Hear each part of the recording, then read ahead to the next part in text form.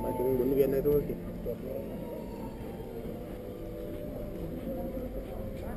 การมีของนะคะต้องถามกันก่อนทีนี้หากว่าเจ้าของบ้านนะคะอย่างที่ญี่ปุ่นเนี่ยมักจะทะยันทะยอนะคะให้แขกรับประทานอาหารค่ะเพื่อแสดงความ